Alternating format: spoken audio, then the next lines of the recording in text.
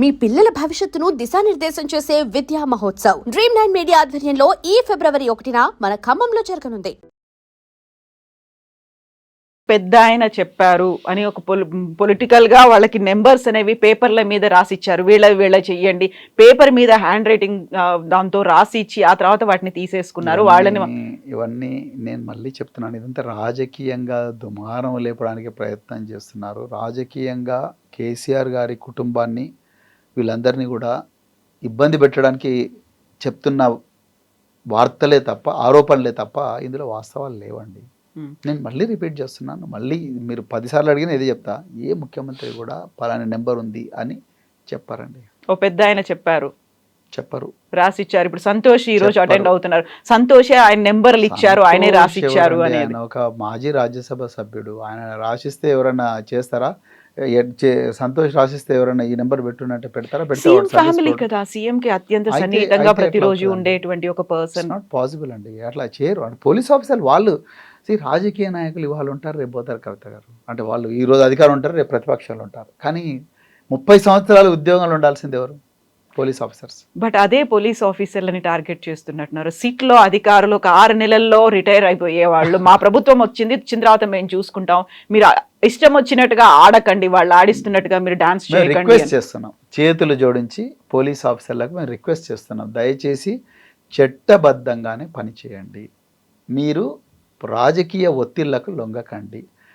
రేవంత్ రెడ్డి గారు లేకపోతే ఆయన కింద ఉండే అనుచరులు ఏదో చెప్పారని చెప్పేసి మీరు దయచేసి తప్పటి అడుగులు వేయకండి, వేస్తే చట్టబద్ధంగా మేము చర్యలు తీసుకోవాల్సి ఉంటుంది అని చెప్పడంలో తప్పే ఉందండి? మీరు చెప్పండి. అది ఒక రకంగా పోలీసులని బెదిరిస్తున్నారు అనేది కదా కంప్లైంట్ కూడా వెళ్ళింది. సలహా ఇస్తున్నాం, వేడుకుంటున్నాం. పోలీసులను బెదిరించేంత గొప్పలం కాదు, మేము క్రిమినల్స్ కాదు, వేడుకుంటున్నాం చట్టబద్ధంగా పనిచేయండి. ఉదాహరణ చెప్తా, గజ్వేలులో మాజీ ఎమ్మెల్యే మైనంపల్లి హనుమంతరావు గారు ఒక బహిరంగ సభలో నేను హరీష్ రావు మీద, కేటీఆర్ మీద పెట్రోల్ పోస్తాను, కాలబెడతాను, నా మీద కూడా పెట్రోల్ పోసుకుంటాను, కాలబెడతాను, ముగ్గురం కలిసి అవసరం అనుకుంటే జైలుకు పోదాం, లేదా సత్య సవనాన్ని చేద్దాం అని అంటాడు. అది నేరమా కాదా? నేరమే, కరెక్ట్. ఆ నేరము కంప్లైంట్ తీసుకొని మేము గజ్వేల్ పోలీస్ స్టేషన్కి పోతాం, తీసుకోరు. గజ్వేలు కమిషనర్ ఆఫ్ పోలీస్ అంటే సిద్దిపేట కమిషనర్ ఆఫ్ పోలీస్ గారి దగ్గరికి పోతాం మేము. వాళ్ళు కంప్లైంట్ను కేసుగా రిజిస్టర్ చేయకుండా లీగల్ ఒపీనియన్కి పంపిస్తారు. లీగల్ పంపిస్తే లీగల్ ఒపీనియన్, ఇది సివిల్ కేసు అని లీగల్ ఒపీనియన్ వస్తుంది, అంతే. కేసు రిజిస్టర్ కాలే, హైకోర్టులో ఇస్తాం, హైకోర్టు నుంచి మాకు ఇంతవరకు రిలీఫ్ రాలే.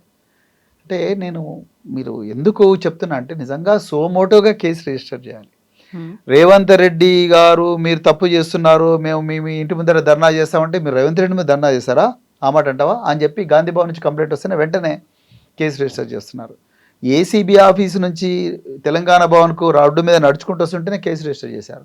చార్మినార్ దగ్గరికి పోయి రేవంత్ రెడ్డి ప్రభుత్వాన్ని గద్దె దించుతాం, మీ సంగతి ఏందో చూస్తామంటే కేసు రిజిస్టర్ అవుతుంది. అదే రేవంత్ రెడ్డి గారు హోంశాఖ మంత్రి, ముఖ్యమంత్రి, మీ బీఆర్ఎస్ గద్దెలు కూలుస్తాం, తెలుగుదేశం పార్టీని మీరు నాశనం, కాంగ్రెస్ పార్టీ నుంచి ఎన్నికైన ముఖ్యమంత్రి, తెలుగుదేశం పార్టీ నాశనం చేసింది మీరే కాబట్టి బీఆర్ఎస్ గద్దెలు కూల్చేదాకా కూల్చి మనం మళ్ళీ తెలుగుదేశానికి పునర్భావం తీసుకురావాలని అన్న కాంగ్రెస్ ముఖ్యమంత్రి, దాని మీద ఏం కేసులు ఉండవు. హోంమంత్రే గద్దెలు కూల్చండి అంటున్నాడు, అది కేసులు ఉండవు. మేము ఏమంటున్నామంటే, పోలీసులారా మీరు దండం పెడతాం, మీకు చట్టం ఉంది, పోలీస్ మాన్యువల్ ఉంది, భారతీయ న్యాయ సంహిత ఉంది, భారతీయ శిక్షా అంటే సిఆర్పిసి ఉంది, బిఎన్ఎస్ఎస్ అంటారు దాన్ని ఇప్పుడు, ఇవన్నీ ఉన్నాయి. సో ఇవన్నీ ఉన్నప్పుడు దాని ప్రకారం ఉద్యోగం చేయండి కదా. మీరు రేవంత్ రెడ్డి గారికి భయపడి ఎందుకు చేస్తారు? లేకపోతే మైనంపల్లి హనుమంతరావు ఇంకెవరో వాళ్ళెవరో చెప్తే ఎందుకు చేస్తున్నారని మేము అంటున్నామండి. అది గతంలో సీఎం కేసీఆర్కే భయపడి వీళ్ళందరూ చేశారు, అందుకే వాళ్ళని అరెస్ట్ చేశారు, ఇప్పుడు వాళ్ళకి బెయిల్ కూడా రావట్లేదు అనేది కదా. వాళ్ళు కూడా ప్రభుత్వ ఒత్తిడికి తలొగ్గే ఇలాంటి పనులు చేయకూడదు అంటున్నాం, మేము చేయకూడదు అంటున్నాం. అది రేపొద్దున ఇబ్బంది అయ్యేది వాళ్ళకే కదా, అందరు బాగానే ఉంటారు, వాళ్ళకే ఇబ్బంది అవుతుంది, అది కాకూడదని మేము రిక్వెస్ట్ చేస్తున్నాం. అందుకొరకే మేము ఎప్పుడు మాట్లాడినా మేము ముందు చేతులు జోడించి రిక్వెస్ట్ చేస్తున్నాం, అయ్యా చట్టబద్ధంగా చేయండి, చట్టబద్ధంగా చేసి మీరు మంచి పేరు సంపాదించుకోండి, మీరు మాకు ఫేవర్ చేయకండి, మాకు we don't want any favour from you, but what we want is please follow the law. Law should be, the application of law should be fair to everybody. మీరు సజ్జనార్ గారి మీద చేసినటువంటి కామెంట్స్ అనేవి, ఆయన సంజాయిషి అడిగారు, లేకపోతే చర్యలు తీసుకుంటామన్నారు, మీరెందుకు ఆయన మీద టార్గెట్ చేసినట్టుగా మాట్లాడారు? చాలా మంచి ప్రశ్న, కానీ నేను వాస్తవాలు చెప్పాలి. ఇది ప్రవీణ్ కుమార్కో సజ్జనార్కో మధ్యలో జరుగుతున్న ఒక వివాదంలాగా దీన్ని చిత్రీకరిస్తున్నారు. ఇది కరెక్ట్ కాదు. సజ్జనారు చాలా మంచి ఆఫీసర్, ఆయనకు మంచి ఇమేజ్ ఉంది ఆ డిపార్ట్మెంట్లో. ప్రజల లోపల కూడా ఒక మంచి ఆఫీసర్, డిపార్ట్మెంట్లో ఇమేజ్ ఉండడం వేరే, ప్రజల లోపల ఇమేజ్ ఉండడం వేరే. ప్రజల లోపల కూడా ఆయనకు ఒక మంచి ఆఫీసర్ అన్న ఇమేజ్ ఉంది. నేను చెప్పాలనుకున్నది ఏంటి అంటే, సజ్జనార్ గారు చీఫ్ ఆఫ్ సిట్, ఇప్పుడు commissioner of police SIT. Already ఈ ట్యాపింగ్ వ్యవహారాన్ని ఇన్వెస్టిగేట్ చేయడం కోసం ఒక సిట్ ఉంది. దానికి చీఫ్ ఏసీపీ ఒక అతను ఉన్నాడు, జూబ్లీహిల్స్ పోలీస్ స్టేషన్లో కూర్చుంటాడు ఆయన. ఆ సిట్ ఉన్న తర్వాత ఇంకో కొత్త సిట్ ఏర్పాటు చేశారు. ఆ సిట్కు చీఫ్ను సజ్జనార్ గారిని పెట్టారు. నేనేం చెప్పానంటే, సజ్జనార్ గారు మీరు దయచేసి దాని నుంచి వైదొలగండి. ఎందుకంటే మీరు ఒకప్పుడు ఇంటెలిజెన్స్లో పనిచేసినప్పుడు 2015లో ఆంధ్రప్రదేశ్లో మీ డిపార్ట్మెంట్ మీద, ఆంధ్రప్రదేశ్లో ఉండే రాజకీయ నాయకుల మీద, మీ డిపార్ట్మెంట్ మీద 80 దాకా కేసులు బుక్ అయినా. మాకు అప్పుడు సమాచారం 7-8 కేసుల గురించి వచ్చింది. నేను అప్పుడు పబ్లిక్ డొమైన్లో సమాచారం సేకరించి చెప్పాను. ఎందుకంటే ఆ రోజే కేటీఆర్ గారిని పిలిచారు, నాకు ఒక 2-3 గంటల సమయమే ఉంది. సో ఆ సమయంలో మేము కొంత రీసెర్చ్ చేసి తీసుకుపోయి చెప్పాము. ఒక 4-5-7-8 పోలీస్ స్టేషన్లు చెప్పాను. యాక్చువల్గా 87 పోలీస్ స్టేషన్లో ఆనాడు తెలుగుదేశం పార్టీ నాయకులు, తెలంగాణ గవర్నమెంట్ అఫీషియల్స్, తెలంగాణ అక్కడక్కడ పోలీస్ ఆఫీసర్లను కూడా ఉన్నారు, మా నాయకుల, తెలుగుదేశం నాయకుల ఫోన్లు ట్యాప్ చేస్తున్నారు అని చెప్పి 2015లో ఇచ్చారు. తెలంగాణలో ఆ రోజు ఇంటెలిజెన్స్లో సజ్జనార్ గారు ఉన్నారు. సజ్జనార్ గారు, మీరు ఆ రోజు చేసింది ఒప్పు అయితే, మరి ఈరోజు ఇక్కడ పోలీసు వాళ్ళు చేసింది కూడా ఒప్పు అవుతుంది. దయచేసి మీరు అక్కడ పనిచేసిండ్రు కాబట్టి మీరు ఇప్పుడు సిట్టుకుండి ఇదే ట్యాపింగ్ వ్యవహారాన్ని ఇన్వెస్టిగేట్ చేయడం కరెక్ట్ కాదు, మీరు వాయిదొలగండి అని నేను వారిని చెప్పిన. అంతే తప్ప సజ్జనార్ గారి క్యారెక్టర్ కానీ, సజ్జనార్ గారు మీద లేనిపోయిన అభాండాలు వేయడం, ఆయన మీద 7 క్రిమినల్ కేసులు ఉన్నాయి. నేను అదే చెప్పాను. 7 ఎగ్జాంపుల్గా 7 తెలంగాణ పోలీసుల మీద ఆంధ్రప్రదేశ్లో బుక్ అయ్యని చెప్పారు. నేను సజ్జనార్ గారి పేరు చెప్పింటే అది కరెక్ట్ కాదు, నేను చెప్పడం అట్లా కరెక్ట్ కాదు.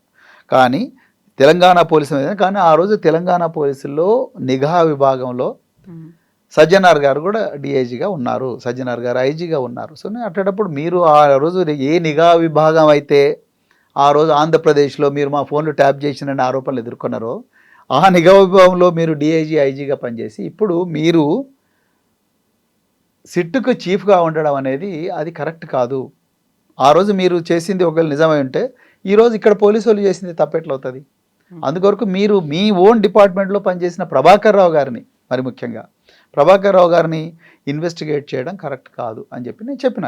నేను ఇప్పటికి కూడా అదే మాట మీద ఉన్నా. సో ఆయన నన్ను ఒక లెటర్ అడిగాడండి. ఆయన ఏమన్నా మీరు నా మీద ఏమేమి 7 కేసులు ఉన్నాయి, దాని స్టేజు, ఎఫ్ఐఆర్ నెంబర్ అవన్నీ నన్ను అడిగారు. నేను చాలా క్లియర్గా చెప్పిన, నాకుండే సమాచారం ఇది, నా దగ్గర ఉండే సమాచారంతో ఒక రాజకీయ నాయకుడిగా నేను మాట్లాడినా, నేను మిమ్మల్ని వ్యక్తిగతంగా దెబ్బతీయలేదు. సో ఆయన 2 రోజుల టైం అడిగారు. 2 రోజుల్లో నాకు ఈ కేసుల వివరాలన్నీ తీసుకుని లాస్ట్కి ఛార్జ్ షీట్ ఫైల్ చేసిన దాని కాపీ ఒకటి అవి ఇవన్నీ అడిగారు. అవి పోలీస్ డిపార్ట్మెంట్లో best sub inspector, best inspector కూడా 2 రోజులు కాదు కదా, 20 రోజుల్లో కూడా ఆ డేటా తీసుకురాలేరు. నేను చెప్పాను, ఆ డేటా తీసుకురావాల్సింది మీరు. ప్రతిపక్షంగా ప్రశ్నించే బాధ్యత, హక్కు మాకు రాజ్యాంగంలో ఆర్టికల్ 19 ద్వారా సంక్రమించింది. మేము మా సమాచారం తప్ప రైటా చెప్పాల్సింది పోలీసులు, లేకపోతే హోంమంత్రి, లేకపోతే ముఖ్యమంత్రి. నిజానికి దీనికి ఆన్సర్ చెప్పాల్సింది ముఖ్యమంత్రి, హోంమంత్రి రేవంత్ రెడ్డి గారు. సజ్జనార్ గారు ఒక ప్రభుత్వ అధికారి. ఆయనను ముందర పెట్టి రేవంత్ రెడ్డి హార్వర్డ్లో, బోస్టన్లో, దావోస్లో ఎంజాయ్ చేస్తున్నాడు. సో నేను ఇంకొక విషయం కూడా ఏం చెప్పానంటే, తర్వాత ఆ ఇంటర్వ్యూలో తర్వాత చెప్పిన ఏంటంటే, సజ్జనార్ గారి లాంటి అధికారులు ఈ రేవంత్ రెడ్డి గారి రాజకీయ వికృత క్రీడలో పావులుగా బలవుతున్నారు, సమిదలుగా మారిపోతున్నారు. ఇది కరెక్ట్ కాదు. అధికారులారు దయచేసి ఆలోచించుకోండి అని కూడా నేను చెప్పడం జరిగింది. సో అదే నేను చెప్పిన. దానికి మీడియా ఎట్లా చిత్రీకరిస్తుందంటే ఇది ప్రవీణ్ కుమార్కు, సజ్జనార్కు వ్యతిరేకంగా జరుగుతున్న వాళ్ళగా నేను కరెక్ట్ నేను ఇచ్చేసాను.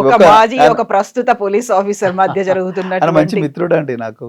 సో అందుకొకే సజ్జనార్ నాకు లెటర్ పంపించారు, ఇంతవరకు వచ్చింది ఆ వ్యవహారం. నాకు కూడా ఒక క్షణం బాధేసింది.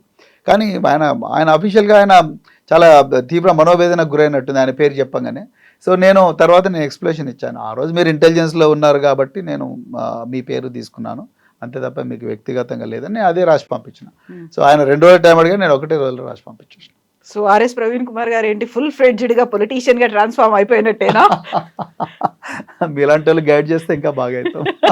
నిజంగా ఇంకా ఆ పాలిటిక్స్ ఇంకా రాలేదు మాకు, అవి వస్తాయో రావు కూడా నాకు తెలియదు. ఆల్మోస్ట్ 3 years అవుతోంది కదా, ఇంకా అవుతుంది రాలేదంటే. కాబట్టి మరి ఇక మీరు చెప్పాలి నేను ఎవాల్వ్ అవుతున్నానా లేదా, లేకపోతే అదే పాత ఐపీఎస్ ఆఫీసర్ లేకపోతే వాసన ఛాయలు ఇంకా ఉన్నాయా మీకు? గురుకులాల సెక్రటరీ ప్రవీణ్ కుమార్ లేకపోతే కరీంనగర్ ఎస్పీ ప్రవీణ్ కుమార్ లాగానే ఉన్నానా లేదా అనేది మీరు చెప్పాలి. సో మరి బీఎస్పీలో మీరు రాష్ట్ర అధ్యక్షుడిగా ఉన్న తర్వాత, బీఆర్ఎస్ కి వచ్చిన తర్వాత, ఈ లీడర్ గా మారిన తర్వాత ఆ చేంజెస్ ఎట్లా చూస్తుండ్రు మీరు? అప్పుడు ఒక పార్టీకి అధ్యక్షుడిగా ఉన్నారు, ఇక్కడికి వచ్చి ఒక లీడర్ అయ్యిండ్రు, అండ్ యు ఆర్ సంధిస్తూనే ఉన్నారు, ఆ ప్రశ్నల్ని సంధిస్తూనే ఉన్నారు. కాకుంటే గతంలో బీఆర్ఎస్ ప్రభుత్వం మీద సంధించిండ్రు, ఇప్పుడు కాంగ్రెస్ మీద సంధిస్తున్నారు. చాలా ఆరోపణలు చేశారు కదా. పోరాటం నిరంతరం నేను పోరాటం చేస్తూనే ఉన్నాను.